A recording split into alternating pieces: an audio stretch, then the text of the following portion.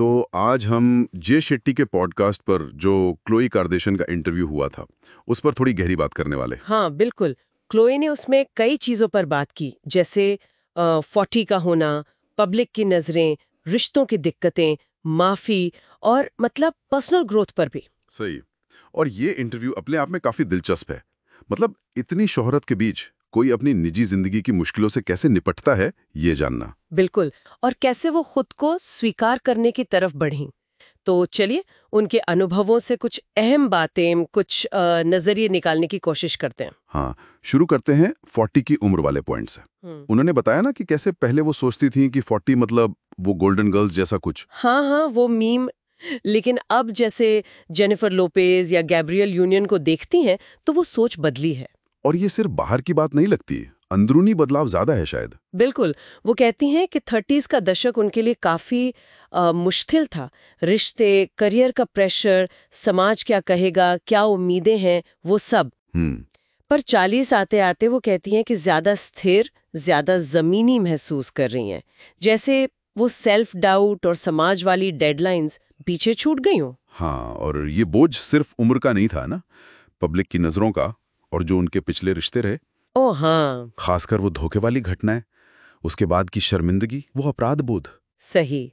उन्होंने ये भी माना कि वो जैसा बोगे वैसा काटो वाली सोच से कितना घिर गई थी। बाहर जाने से कतराना, मतलब ऐसा महसूस करना कि सब उन्हीं को देख रहे हैं, जज कर रहे हैं, और फिर उस शर्मिंदगी को धीरे धीरे छोड़ना सीखना, बाहरी शोर को खुद पर हावी न होने देना, यह आसान नहीं होता। बिल्कुल।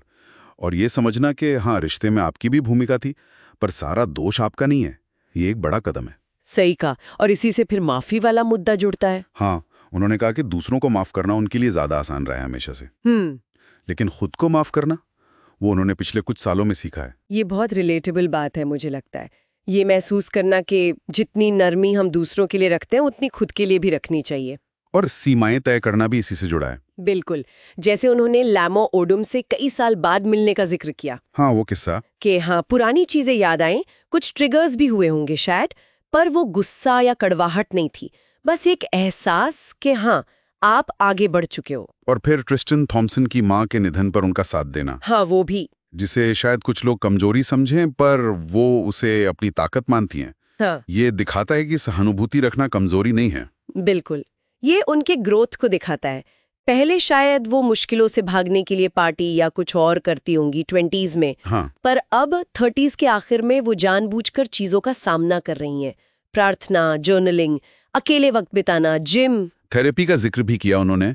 सही थेरेपिस्ट मिलना, वो भरोसे की कमी दूर करना। हाँ, और वो सुन्न हो जाने वाली फीलिंग से निकलकर वापस भावनाओं को महसूस करना सीखना, ये एक प्रोसेस है। और वो मानती भी हैं कि हाजिर जवाबी या मजाक उनके लिए एक तरह की ढाल रही है।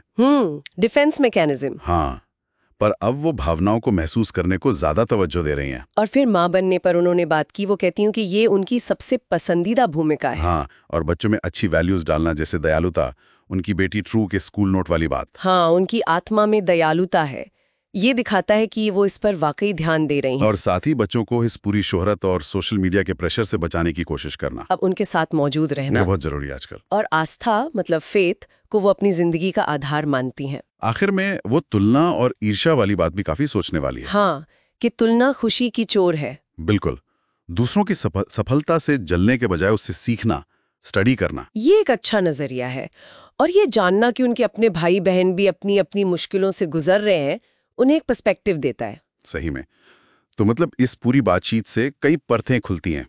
ये सिर्फ एक सेलिब्रिटी की कहानी नहीं है। नहीं, बिल्कुल नहीं। ये पर्सनल ग्रोथ की, मुश्किलों से उभरने की और खुद को अपनाने की कहानी है। तो अंत में ये सवाल रह जाता है ना कि असली ताकत बाहरी मुश्किलों से लड़ने में है, या अपने अंदर जो उथल पुथल चलती है उसे शांति और सहानुभूति से संभालने में। शायद क्लोई का सफर यही दिखाता है कि ये दोनों चीजें असल में एक दूसरे से कितने गहराई से जुड़ी हुई हैं। आप एक के बिना दूसरा शायद कर ही नहीं सकते।